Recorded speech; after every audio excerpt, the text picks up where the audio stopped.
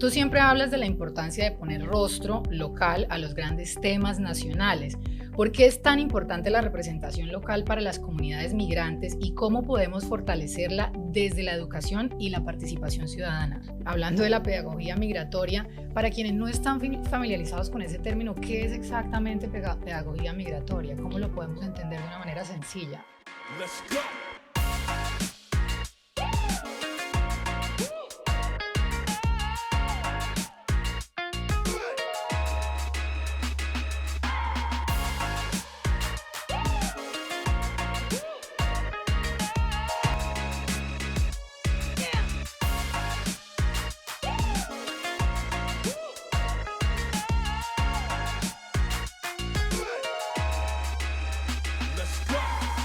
Hola a todos y bienvenidos a AU Studios, un espacio donde conectamos con líderes, expertos y agentes de cambio que están transformando nuestras comunidades desde el conocimiento, la acción y el compromiso.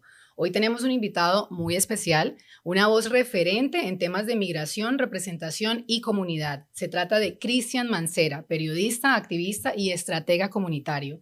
Nacido en Colombia, Cristian ha construido una destacada trayectoria en los Estados Unidos impulsando iniciativas sociales, educativas y de comunicación que han fortalecido el liderazgo latino, el empoderamiento migrante y la pedagogía cívica.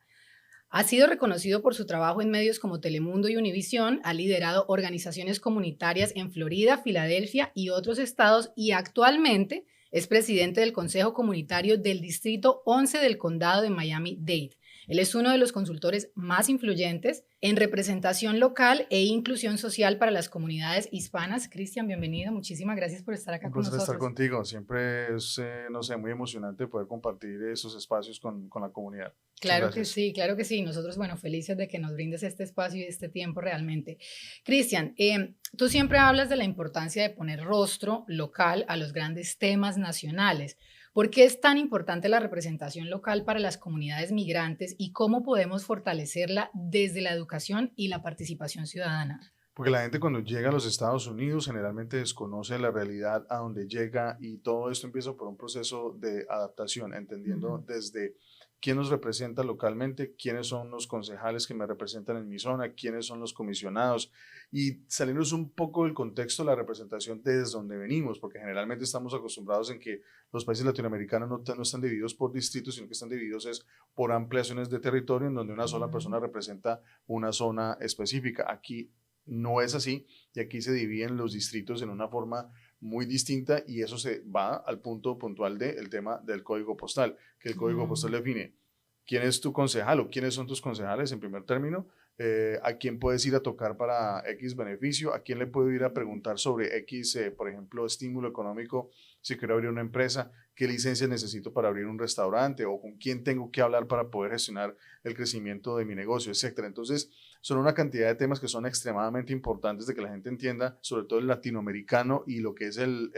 colombiano, el venezolano, el cubano que llega aquí a esta zona del condado Miami-Dade, de que tenemos una cantidad de herramientas que nacen precisamente de esa representación local y conocer quiénes son nuestros concejales, conocer cuál es el rol del consejo comunitario, qué rol juega la comisión del condado Miami-Dade, qué rol juega, por ejemplo, los representantes estatales, los representantes a nivel Senado del estado de la Florida, y contextualizar cuál es el rol de un representante a nivel federal. Todo ese esquema político le permite al ciudadano estar mucho más conectado con la realidad de su comunidad. Por ejemplo, en el Consejo Comunitario a veces tomamos decisiones que tienen que ver con proyectos de desarrollo urbano importantísimos que afectan a las comunidades y que muchas veces la gente ni siquiera sabe que estas sesiones de consejo ocurren, que es importante que asistan, que sepan qué es lo que está pasando, porque por ejemplo, un señor compró una casa hoy, un ejemplo, y resulta que dentro de esa zona se va a construir, no sé, un proyecto que lo va a afectar, sea un proyecto industrial o se va a cambiar el uso digamos, de un territorio, un pedazo de tierra digamos, de residencial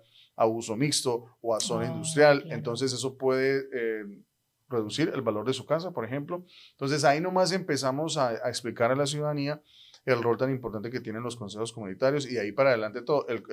La comisión es eso mismo, pero ya a una escala mucho más grande, en donde ya estamos hablando ya a nivel ya condal, en donde ya estamos hablando de los presupuestos ya que se definen para obras de infraestructura de gran escala y de gran impacto. Entonces, son importantes los representantes locales porque deciden lo que realmente nos afecta y a veces estamos centrados en que, oh, ok, la elección presidencial y sí, eso importa, pero son nuestros representantes locales los que toman las decisiones claves del día a día en nuestras comunidades. Claro, claro que sí. Yo creo que realmente es una pregunta que las personas muy pocas veces nos hacemos cuando estamos ¿De migrando, acuerdo? como que sí, es ahora que lo mencionas realmente sí. ¿Cuál ha sido tu experiencia trabajando con gobiernos locales en este tema? ¿Has visto algún cambio real que pudiéramos darle con ejemplo a las comunidades latinas que tienen una voz activa en estos espacios de los que estamos hablando? Pues pienso que desde que llegamos al consejo, nosotros, sobre todo en la zona del Distrito 11, sobre todo la zona que yo represento Ajá, de West Kendall, que es una zona que va desde la 137 Avenida del Southwest, que va hasta la zona de Chrome y mucho más allá, o sea, hasta la zona del Pantano, ok, y se va desde la calle 8 hasta la 152 de Southwest. Entonces tenemos una ampliación de territorio bastante enorme, con más o menos unos 350,000 habitantes que viven en habitantes esta en esa zona, zona, ok. ¿correcto? Y que aportan alrededor de $2 billones en impuestos al condado, que es una cifra importante. Importante. Entonces, ¿qué hemos venido haciendo? Hemos venido, uno, visibilizando la zona. Dos, que la gente sepa cuál es la importancia de West Kendall para el condado Miami-Dade.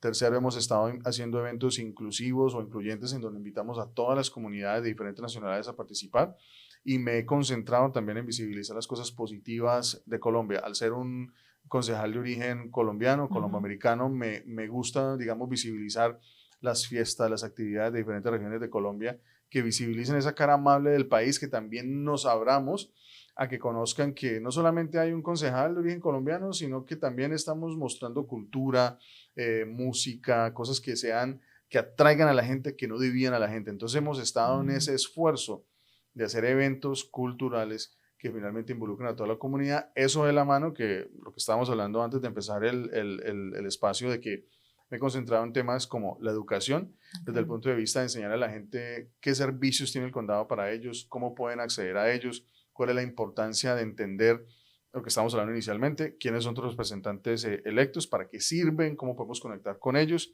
y también explicarle a la gente cómo funciona toda esa estructura local de gobierno, porque para mí la pedagogía es muy importante. Los que no saben, Claro. no solamente soy abogado, pero soy educador, lo he venido haciendo durante muchísimos años, entonces para mí es muy importante el tema pedagógico porque le permite a la gente de una forma muy sencilla llevarle la información que necesitan para que puedan ser mejores ciudadanos. Hay gente que se ha hecho ciudadana, por ejemplo, y ni siquiera sabe que toda esta oferta de servicios existe. Hemos Mm, venido haciendo, por ejemplo, ferias de servicios gratuitas para la comunidad, lo venimos haciendo desde 2020, 2021, ok. ofreciendo servicios gratuitos a la comunidad para que la gente vaya, se acerque y no se sientan como tan olvidados y que finalmente hay mucha cosa que se puede hacer, ofrecer, en donde la gente no tiene que ir a pagar un peso y sí recibe a cambio mucha información que le puede servir o para sacar una licencia, para sacar un documento, o sea, datos, lo que yo diría, consejos útiles que se Claro. sirven para efectos de construir una mejor comunidad. Entonces hemos dado un giro total a Ok. lo que ha sido esa representación anteriormente, visibilizando cada sesión, qué se habló en cada sesión. Entonces trato de mantener un contacto directo con la ciudadanía a través de mis redes sociales para efectos de mostrar lo que se está haciendo, que no solamente son eventos comunitarios, sino también mucha pedagogía, porque así logramos que el ciudadano esté mejor informado y que pueda participar más directamente de los espacios democráticos. Claro, claro. Cristian, uno de los temas que más promueves también, bueno, hablando de la pedagogía migratoria, para quienes no están familiarizados con ese término, ¿qué es exactamente pedagogía migratoria? ¿Cómo lo podemos entender de una manera sencilla? Pedagogía migratoria es todo lo que hacemos, digamos, que explicamos de forma Ujú, sencilla para que la gente sepa, uno, para qué sirve una visa de turista, ok, cómo usarla, qué es una visa de estudiante, cuáles son los reglamentos que tiene la visa de estudiante, cuáles son los reglamentos de una visa de residente, que la visa de residente no es un derecho, sino es un privilegio que te da el estar aquí, sea por un ciudadano americano que te dio ese derecho a estar, ujú, y hay unas condiciones que tú aceptas antes de hacerte residente, y explicarle a la gente que eso tiene unas consecuencias y hacer toda la labor pedagógica para que el ciudadano que está bajo esas características de visado ujú. sepa cómo comportarse. Y la gente siempre hace la pregunta, no, pero es que yo tengo derecho a portarme como yo quiera. Yo siempre digo, sí, claro, pero dentro de las limitaciones que da ese visado que tienes en el momento. Claro. Cuando seas ciudadano de los Estados Unidos, puedes hacer no lo que quieras, pero cosas que Aclaramos, aclaramos eso, aclaramos. ¿no? Pero entonces la pedagogía es eso, o sea, explicarle a las personas qué derechos tienes, qué obligaciones tienes dentro de cada tipo de visa, para efectos de que podamos educar a estos ciudadanos. El tema puntual de cómo se conduce nomás aquí nomás en el estado de la Florida. Claro. Entonces la gente, no, yo ando sin licencia, me suspendieron la licencia, eso no importa, pero sí importa, tiene unas implicaciones enormes tanto para tu visa de turista, visa de estudiante, visa de residente. Entonces a veces no entendemos eso y venimos con la cultura de nuestros países en donde, yo dejo eso para lo último o lo resuelvo después, y resulta que aquí a veces eso es mortal, porque puede significar que te quiten un visado a la hora que lo necesites más. Entonces la pedagogía se sienta en eso, explicando los pros y los contras de manejar una visa en forma adecuada o no adecuada, y que la gente esté informada de las actualizaciones de cada tipo de visado para que puedan manejar su vida mejor aquí en los Estados Unidos. Claro, y es que es muy curioso porque lo que mencionas es tan real como que es muy realmente inapropiado, bueno, no sé si inapropiado sea la expresión, pero uno pretender migrar a otro país y pues obviamente tener éxito en ese país, porque todos venimos a este país como con ese sueño americano, pues que es una expresión tan antigua como, bueno, como la misma América, y no estar enterados de cómo es que tenemos que estar en este país para poder aprovechar las oportunidades que nos brinda. Y creo que, bueno, ahí es algo que todavía como que nos falta, así ser más conscientes de eso. Claro, y tú lo ves, por ejemplo, ahorita en la coyuntura actual, el tema de la visa de turismo. Sí. Durante muchos años la gente se acostumbró a venir acá, cada verano o cada tiempito, venían, trabajaban, cogían plata, muchas veces abrían una cuenta bancaria y les consignaban el dinero a esa cuenta bancaria de ese trabajo, o sea que estuvieran haciendo trabajos temporales, trabajos de meseros o lo que fuera. Se iban para Colombia, se iban para otro país, volvían, hacían lo mismo, se iban y volvían y no pasaba nada. Después de un tiempo en que se volvió eso un acto recurrente en la entrega de estos visados, entonces el gobierno de los Estados Unidos empezó a hacer el seguimiento de estas personas. Entonces pasaba que lo hacían una vez, volvían a entrar, y cuando volvían nuevamente a los Estados Unidos, venga señor y revisamos un momentico, entonces empezaba todo el proceso de indagación. Bueno, ¿y usted cuánto tiempo estuvo aquí? No, yo estuve aquí 6 meses. ¿Y qué estuvo haciendo? No, estuve paseando. Ok, y se la pasó todo el tiempo paseando. Son preguntas que hacen los oficiales. Claro. Para al final llegar al punto de definir quién lo mantuvo. No, me mantuvo la tía Gertrudis, un ejemplo. Y se daban cuenta que no había cuento de tías, sino que había un escenario de trabajo y les cancelaban las visas. Y ahora la situación se ha puesto peor. Entonces, lo que tratamos de hacer es hacer mucha pedagogía de que la gente sepa, hey, maneja el documento correctamente, porque llegas acá y si lo manejas inadecuadamente, los que pagan el plato roto no solamente eres tú, sino los que van a ir a pedir una visa al consulado después, y el consulado dice, no, hay que limitar el visado, porque esta gente se va a trabajar. Y cositas así, o sea, temas muy puntuales. El otro día me hacían una pregunta sobre el tema de las protestas y personas y estudiantes que se han visto afectados por este tema. Sí. Yo le explicaba a la gente, de hecho, una chica me dijo, pero es que yo tengo derecho, como un ciudadano, como un ser humano, a mi libre expresión. Le dije yo, claro que sí lo tienes, estamos de acuerdo. A lo que no tienes derecho, bajo el contexto de tu visado, que firmas antes de ir al consulado y cuando te dan la visa, lo que no tienes derecho es ir a quemar edificios o quemar banderas o quemar estatuas, bueno, en fin. Sí, es que sí, ya eso raya un poco en el vandalismo. Pero entonces la gente, y me tocó explicarle, entonces me dijo, no, yo quiero ir simplemente a protestar. Tú puedes ir a protestar, pero yo puedo protestar como estudiante si, por ejemplo, no sé, salgo y veo que están maltratando animalitos. Voy a ir a protestar en contra del maltrato animal. Claro que lo puedes hacer, pero no puedes ir a impedir que personas ingresen a instituciones educativas, porque ya estás violando una ley. Entonces traté de explicarle a esa persona los requerimientos que exige el gobierno de los Estados Unidos para el visado de estudiante y que no da en ningún momento el derecho a incurrir en esos actos. Y entonces, a la medida en que uno va explicando eso, la gente va entendiendo, ok, ya entiendo el concepto, que no es un concepto de violación de derechos, sino es el gobierno de Estados Unidos diciéndote, hey, yo te quiero aquí, pero no te quiero aquí haciendo esto, esto y esto, y cuando fuiste a la embajada, te puse unas condiciones, las aceptaste y entonces las incumpliste. Entonces, y es un tema de que la gente a veces no conoce eso, y entonces es bueno explicárselo para que lo entienda de una manera diferente, con un contexto pedagógico y no lleno de odio o de contextos políticos. Claro. Y entonces la gente ya lo digiere de una manera diferente a que yo te diga, usted no puede hacer tal Claro. cosa, sino, mira, un momentico, mira las condiciones, mira que aquí en esta cláusula dice que no puedes hacer esto o que no puedes estar apoyando a grupos específicos. Ujú. Si lo haces, el gobierno a su discreción te puede sacar. Entonces ya Claro. la gente dice, ok, tienes razón.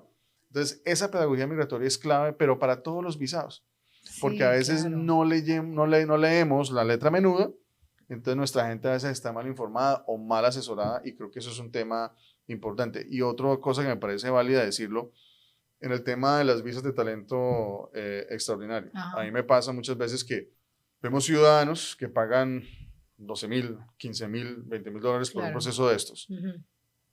pero la persona que le hace el proceso ni lo alza a mirar una vez recibe la plata, aparte de que recibe la plata y no hace el trabajo como tiene que hacerlo, el ciudadano que está pagando por hacer ese trabajo tiene que recopilar toda la información Sí. posible y literal armar él mismo o ella misma el paquete que tiene que enviar. Va y lo entrega a la persona y Ajá. entonces se envía esto a migración, pero no se hizo un análisis previo de qué es Eso. lo que realmente busca el gobierno, sobre todo en las visas de interés nacional, en donde lo que se mide es el impacto. Entonces yo siempre le digo a la gente, ¿y usted quién es en su país? No, que yo soy pues una persona especial. Le digo, yo también soy especial. Todos somos especiales. Pero el tema radica es qué impacto has Sí, tenido claro.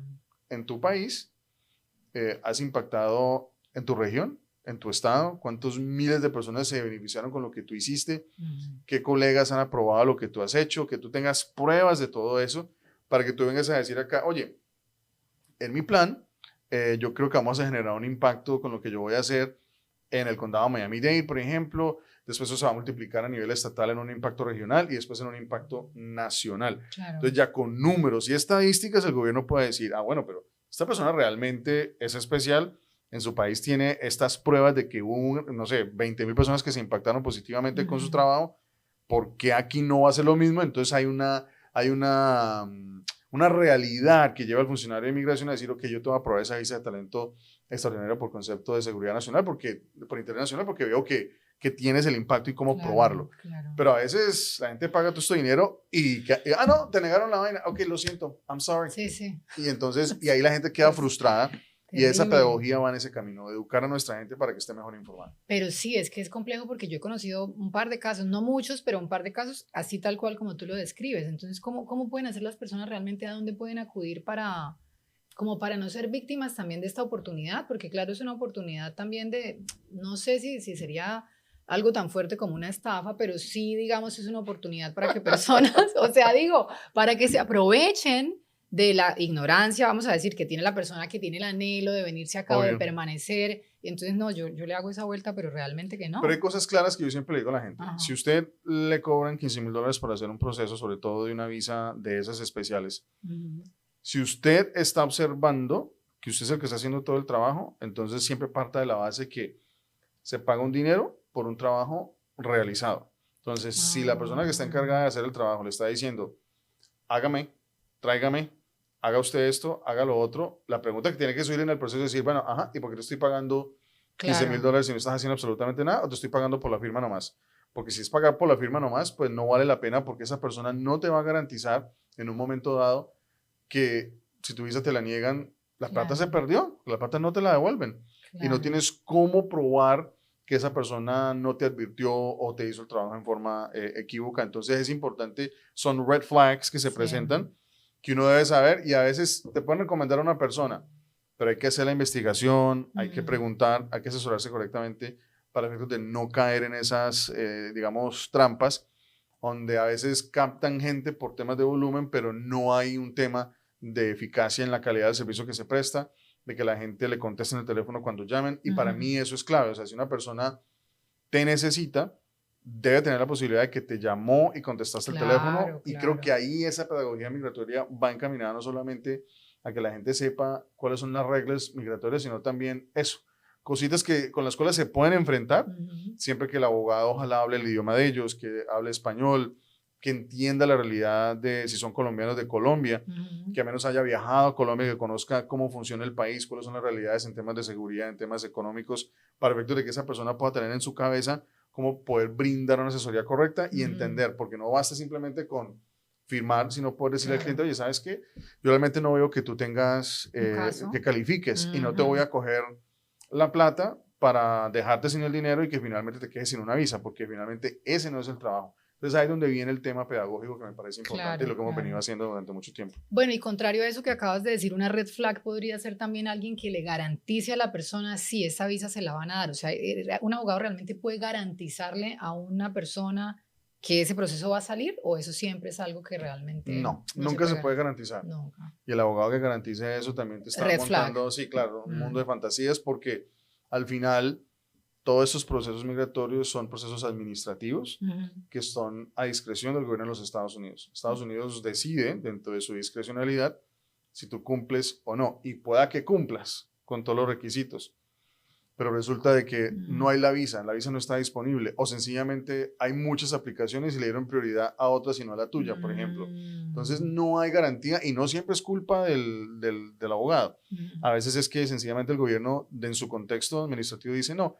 esta persona no le voy a dar este beneficio porque se lo puedo dar a otro que me pueda generar, no sé, mayor beneficio, mayor impacto en Claro, temas claro. económicos, por ejemplo. Entiendo. Pero eso es clave, siempre ser muy honesto, muy directo con la gente. Vea, esto es lo que se va a hacer, a esto le vamos a apostar, hay que presentar la mayor cantidad de pruebas para poder demostrar que usted es lo que usted dice que usted es, Ujú. un business plan adecuado, con toda la estadística, que se demuestre realmente que usted es esa persona especial para que cuando el gobierno evalúe su caso, pues logre sacar el tema adelante. Y un tema claro y es, hay ciertos visados que exigen, por ejemplo, que usted esté con un estatus legal vigente en el país. Por ende, si Ok. usted entró con una visa de turista Ujú. y usted va a presentar, no sé, un proceso de visa por temas de interés nacional, usted tiene que mantener su estatus legal vigente, no puede Ok. dejar que su visa se venza. Y si usted presentó, digamos, apenas llegó, se cumplen los 6 meses, usted pide la extensión, pero resulta que su proceso se demoró 18 meses en aprobarse, esos 6 meses que tiene usted no cubiertos por su visa, Mm. hacen que cuando se dé la aprobación de esa visa internacional, usted ya esté sin estatus durante más de 180 Claro, días claro. y se la aprueban. Pero cuando aplica por la I-485 le dicen, I'm sorry, tenemos que negar su visa porque usted estaba por más de 180 días sin un estatus legal vigente. Entonces, hay mucha minucia que no se le explica a la persona, entonces la gente llega emocionada, si vamos a aplicar para esto. Entonces, lo que tratamos de hacer es como de aterrizar todos esos temas desde un punto de vista educativo, Mm. pedagógico, para que y hemos hecho varios foros, de hecho hicimos unos foros en Bogotá, en Cali, Ok. en donde hemos ido directamente a Colombia a tratar como de explicarle a la gente allí en el contexto de la realidad de cada ciudad y de cada estado, de cada departamento de Colombia, para el efecto de que la gente tenga esa información allí antes de venirse Claro, para acá. claro. Y bueno, y puede ser que este momento sea una oportunidad para entender que realmente bajo ningún contexto se debe estar sin estatus migratorio, o sea, porque realmente es algo que puede afectar la realidad en este momento o como tú dices a futuro en un eventual proceso, por supuesto. Eso creo que es uno de los mensajes claros que todos Total, tenemos que tener de cristalinos acuerdo. siempre. Bueno, Cristian, como migrantes sabemos, bueno, que se tiene un reto acá cuando uno decide emigrar a los Estados Unidos. Tú en tu experiencia personal, bueno, sé que eres colomboamericano, pero ¿qué aprendizajes personales te han ayudado a adaptarte, digamos, a tu vida en los Estados Unidos que puedan ser como recomendaciones que otros profesionales que también o ya migraron o están migrando en este momento puedan tener en cuenta para también tener éxito en ese proceso migratorio y de adaptación? Creo que mi caso es un caso tal vez especial, porque, y lo cuento brevemente, Ujú, ujú. yo nazco en la ciudad de Cali, pero tuve el privilegio de estudiar en un colegio en donde estaba siempre en un ambiente americano, Ok. entonces aprendí el idioma desde niño. Eso es lo que me permitió cuando llegué a vivir a Nueva York, por ejemplo, fue que, pues, o sea, el proceso de adaptación mío fue un proceso de adaptación de un clic, o sea, Ya. llegar y empezar a hablar con los compañeros del colegio donde estaba, etcétera, etcétera. Lo que fue impactante tal vez en esa época Ujú. fue el shock cultural en donde el solo ser colombiano era un problema por todo el tema del Mm. lastre del narcotráfico de la época. Claro. Cuando vuelvo a Colombia, estoy unos años en Bogotá, vivo en Bogotá un tiempo, después vuelvo aquí en 2008. Allí sí hay un tema interesante y es digamos, el proceso de adaptación que tuve para llegar acá porque en Colombia pues yo tenía mi empresa y me tocó venirme por un tema netamente de seguridad que vivía allá. Entonces no me vine realmente porque quisiera decir, ok, me voy, igual yo venía aquí todo el tiempo, igual pues siempre ha sido también mi país, entonces venía, pero llegué aquí y entonces me tocó empezar de ceros a una edad tal vez, o sea, estaba más joven de lo que estoy ahora, pero empezamos, pero todo ese proceso de adaptarme, entender lo que era empezar de ceros, entender que estaba en Estados Unidos y enfrentarme con ciertas realidades con las cuales dentro de tal vez el espacio, el mundo donde estaba, no lo veía o no lo había como aterrizado. Entonces lo aterricé, el proceso de validación, por ejemplo, de mi carrera, todo el proceso que hay que hacer para eso. Y vuelvo, insisto, como no tenía que cumplir con la barrera del idioma, entonces para mí todo se dio más fácil, pero y aún así, pues son desafíos que muchas veces trato de explicar a la gente. Usted quiere validar su carrera, tiene que hacer esto, tiene que pasar por esto. Entonces me encontré con una persona que me dijo un día, no, ya validé el título y ya soy abogado aquí. Le dije yo, ¿en serio? ¿Y en 3 meses sos abogado aquí en Estados Unidos? Otra estafa, ¿no? No, algo así. Entonces yo le expliqué, no, seguramente usted certificó su título y validó su título, pero validar su título no quiere decir que usted vaya a poder sentarse a presentar la barra. ¿Usted ya habla inglés C1, C2? No. Ah, bueno, entonces ahí tiene su respuesta. Cuando aprenda a hablar inglés C1, C2 y pueda presentarse en la universidad, que le validen el idioma y pueda tomar los exámenes, ahí estamos hablando. Entonces, toda esa pedagogía creo que me ha servido en mi vida personal para poder decirle a la gente, vea, este es el camino tal vez más fácil, prepárese de esta manera para que cuando llegue aquí no sea tan difícil. Y desde el punto de vista de las relaciones personales, también todo el tema que implica llegar acá. Hay gente que se viene con su pareja, obviamente. Yo siempre digo que eso es traer leña para el monte, pero no siempre, ¿no? No siempre son los casos, pero pasa muchas veces que llegan acá y entonces la mujer tal vez en el país de origen era la persona que menos ingresos tenía. Cuando llegan acá, ese rol se cambia y a veces es la mujer la que se vuelve la que más dinero trae al hogar y a veces el cónyuge, en este caso el hombre, no puede soportar eso y eso son fricciones que se dan porque ese hombre viene con ese rol y esa mentalidad del país de origen, que yo soy el proveedor. Y entonces no hay nadie que haga la charla y les diga, oye, ven, eso puede pasar por la dinámica económica del país, pero entonces es como uno se lo baraja y se lo explica a la gente para que matrimonios no se dañen, sencillamente porque llegan y tal vez no están como expuestos a esas realidades humanas. Claro. Porque no solamente es el tema técnico, sino el tema humano en donde también hay que decirle a la gente, hey, tengan en cuenta esto, tan, y a veces sirve porque la gente a veces sí lo toma y lo procesa y a veces uno evita que personas pues dañen un matrimonio sencillamente porque no logran acomodarse a un cambio de roles. Interesante eso. De poder, ¿no? En donde la mujer es la que produce, la mujer es la que tuvo una idea, la sacó adelante y el tipo no lo soporta, pero no lo soporta por un machismo o por un comportamiento pues absurdo. Pero todo eso hay que hacerle pedagogía para que la gente lo maneje y lo dijera. Claro, y a mí me encanta que abordemos este tema porque es como la percepción que he tenido desde que llegué a este país, que fue hace más o menos 8 años. Nunca me imaginé el reto tan grande que era adaptarse, bueno, a la cultura de otro país, a no tener como también el sistema de soporte al que uno está acostumbrado, son muchísimas cosas.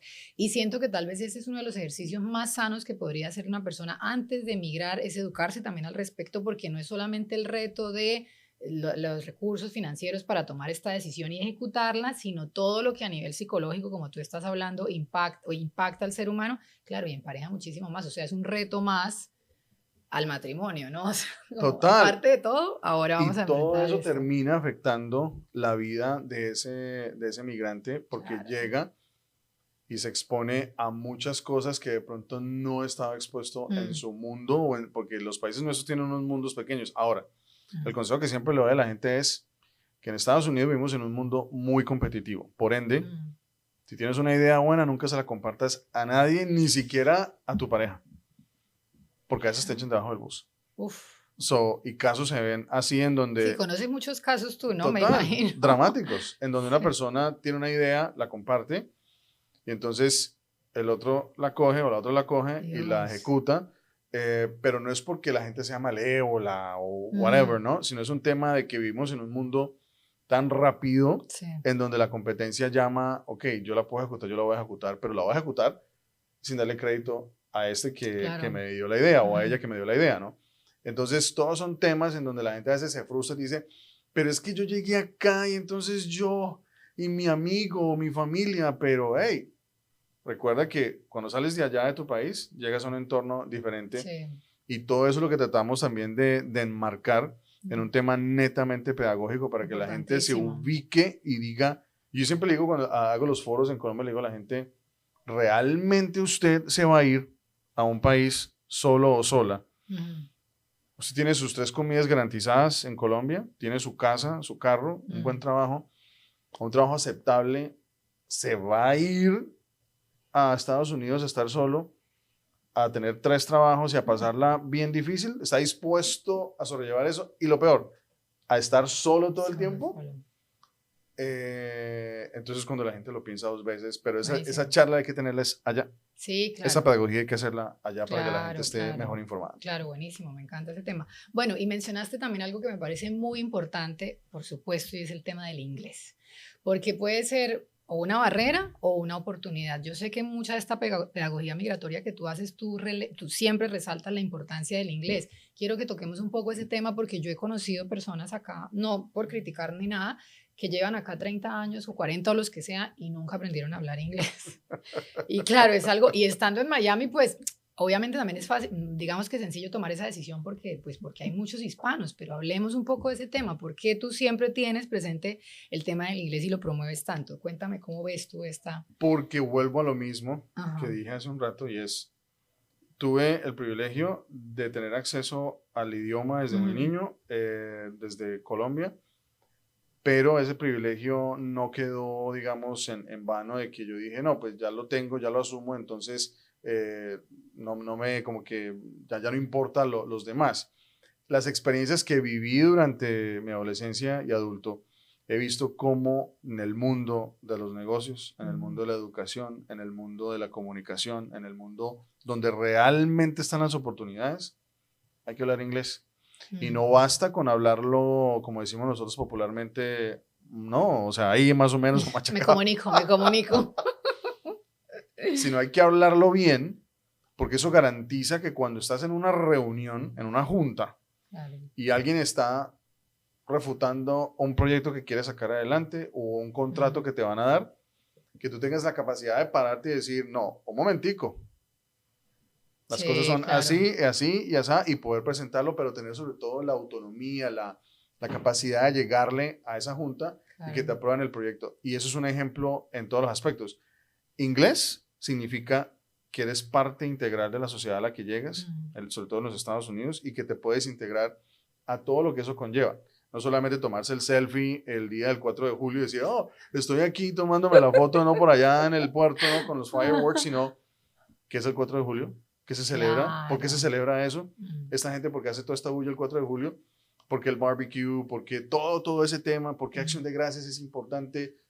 Entonces la gente cuando se va metiendo en el contexto, Sí. entonces vas culturizándote y el idioma hace parte de eso. Es como un Ujú. proceso, ¿no?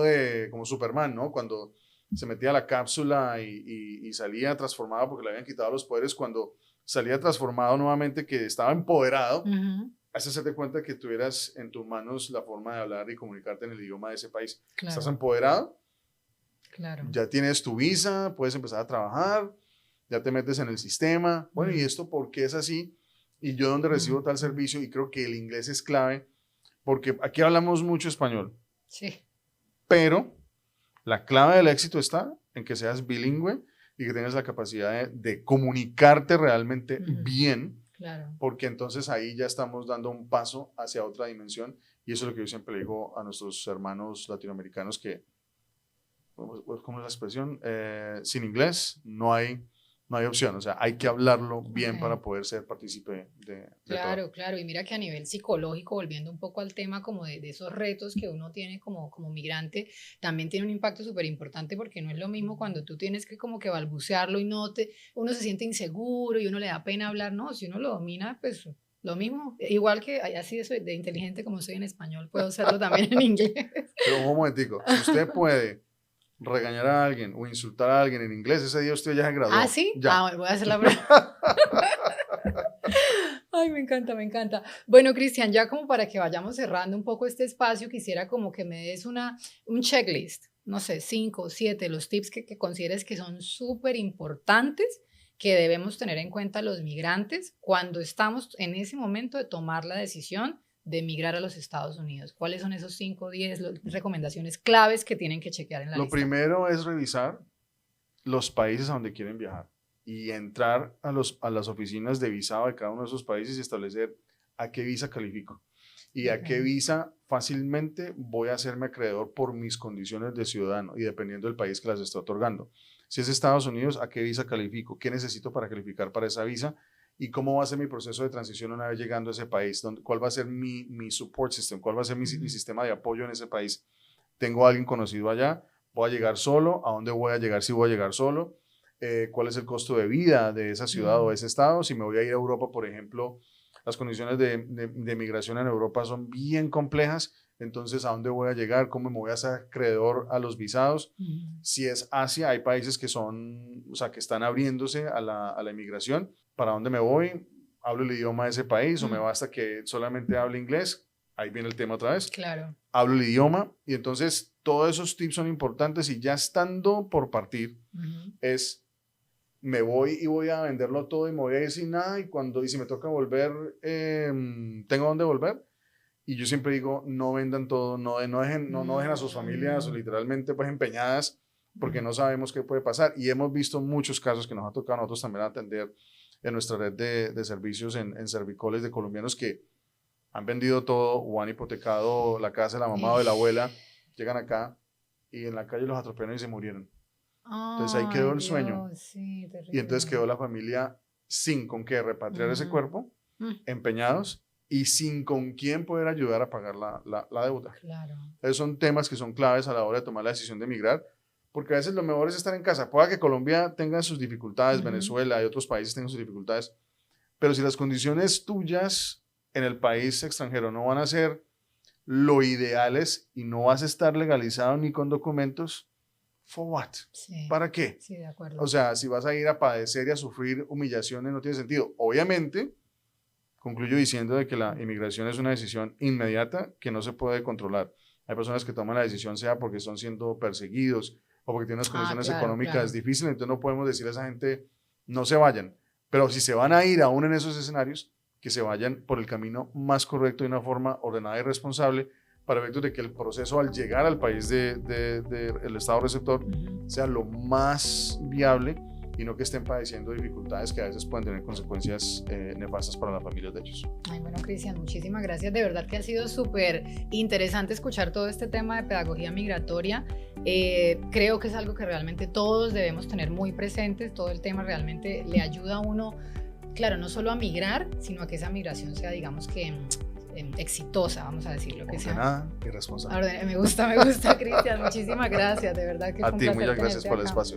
Un placer. A todos ustedes también muchísimas gracias por acompañarnos. Nos vemos aquí en una próxima oportunidad en AU Studios.